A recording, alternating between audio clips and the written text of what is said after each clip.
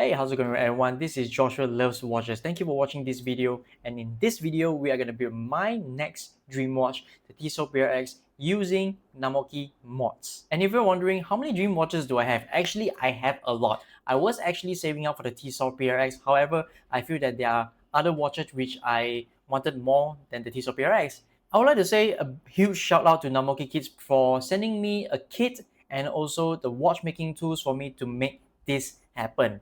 So in this video, we are gonna build this watch together step by step. However, during the actual build, I will be doing a voiceover instead of live commentary because it is difficult to be assembling the watch and talking at the same time, which I have tried, so that's why I know how difficult it is. I'm gonna have this video to be as neutral as possible and to give you what are my thoughts when you get a preset kit from companies like Namoki Mods versus picking your parts separately through sites like AliExpress. So let's get right down to the video. This is what you'll be getting. Alright, so we have the toolkit and the tool set. So in the tool set, you have all the essentials like the blower, glass magnifier, and then Namoki stickers and the guidebook. Yep. And over here we have the Seiko NH35 in one box and also the dial that we'll be using for our build. And over here they gave us one extra stamp, and this package over here is our watch case, and this one here is our watch bracelet. To start off the build, putting the dial is the easiest part. But before we can do that, as you can see from our dial over here, we have 4 legs. And onto the movement, the hole for us to insert the legs will be at the 1 o'clock and the 7 o'clock section. So right before we can insert the dial onto the movement, we first have to cut off the extra stem.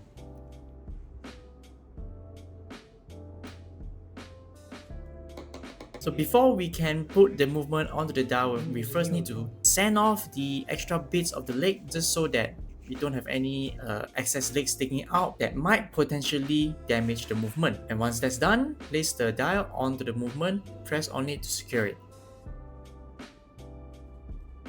But right before we insert the hands, we first need to change the date to midnight to ensure once the hands reach midnight, we will have an accurate date change. So now we will be putting on our hands first. For me, how I tend to put the hands is that I will stick it with a rodicle and use the hand setting tool to place on it. Make sure everything's aligned. And once it is aligned, in order not to damage the hands, I will place over a plastic right on top of it just to ensure that I do not damage the hands. I'll now rotate it to ensure the date changes as the hand reaches 12 o'clock.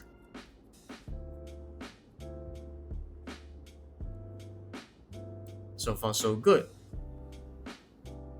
And as for the mini hand, it will be the same step as well.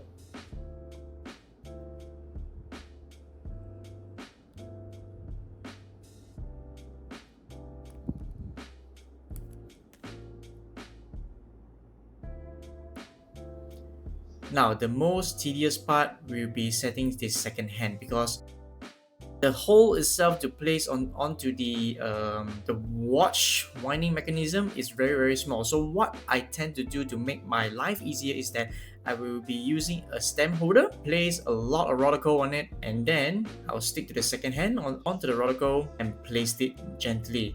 So in order to remove the dummy stem, there will be a lever right over here for you where you have to press it out to remove the dummy stem.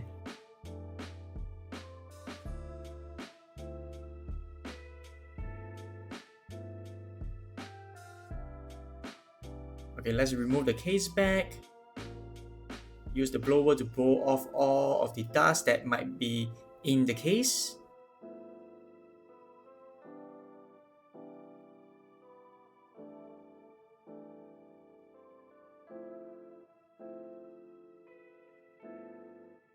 So once I know how much do I need to cut off already by measuring it, I will use a Sharpie to mark off the area that I need to cut, just so that it'll be easier for me to know where to cut later. And one important tip when you're cutting the stem is that for first time watch assemblers, this tip is very important. When you see the part that you have marked after you measure with the calipers, you have to be mindful not to cut the stem too short.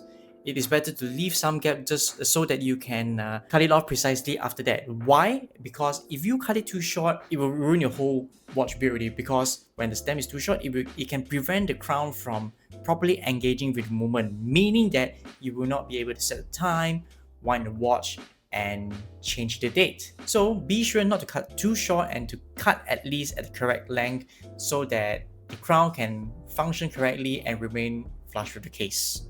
So the second last step before we finish assembling this watch is that we will have to oil up the gasket for the watch, and this part is quite important because it creates a watertight and dust-proof seal for your watch, because it can help to protect the internal movement from moisture, dust, dirt, and any hidden debris.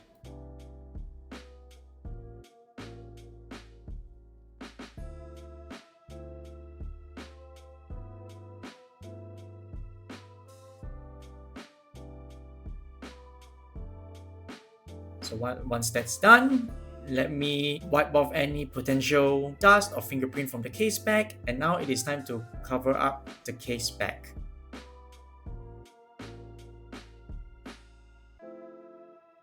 Once it's tight enough, I will use up the rubber ball to tighten it even tighter.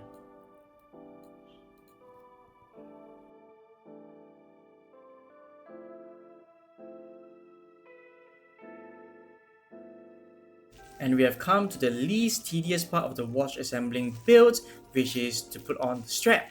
So right out of the factory, the strap will be very long, so you will have to remove any excess link in order for the strap to fit your wrist. So for me, I removed 3 links from each side in order to fit my miniature tiny wrist. And this is the final build of the watch. Looks very good. I am satisfied with the overall outcome. Ooh la la, look at that, very beautiful. And now let's take a look at the wrist roll shot of this watch build. Damn. Alright guys, that will be all for the video. I hope you all gained some insights on how to assemble your first watch. Now let's get back to the main point.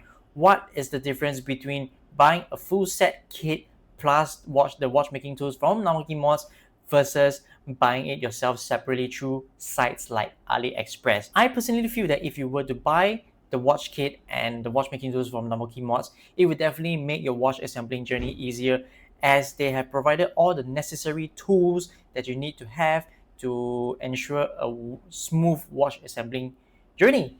But however, you need to keep in mind that the upfront cost is much higher. However, when you were to buy it for yourself, there may be a possibility where the parts that you bought may not be compatible with one another. So there is a risk for that. And number 2, when it comes to the watchmaking tools, if you were to buy it for yourself, sometimes that the cheap one that you buy from AliExpress may not have the necessary tools that you need to assemble the watch. So that is one of the factors that you need to consider when you buy straight from Namoki Mods versus buying it individually, separately by yourself. So in conclusion, from a neutral perspective, which is better, buying the parts and the watchmaking tools kits separately or buying straight from Namoki Mods? If you ask me personally, buying from Namoki Mods may be pricey as compared to buying it yourself, because Namoki Mods actually makes your watch assembling journey much easier by providing all the necessary tools and the watch parts that you need without going through the hassle of picking the parts one by one. So that is why I think it makes sense for why the price is higher as compared to buying the parts separately by yourself. So if you want to start assembling your own watch, would you rather buy all the preset tools and the watch parts from Namoki Mods, or would you rather choose and buy it yourself from AliExpress? Let me know down in the comment section below. And yeah, thanks again for watching this video, and I hope to see you all in the next one. Take care.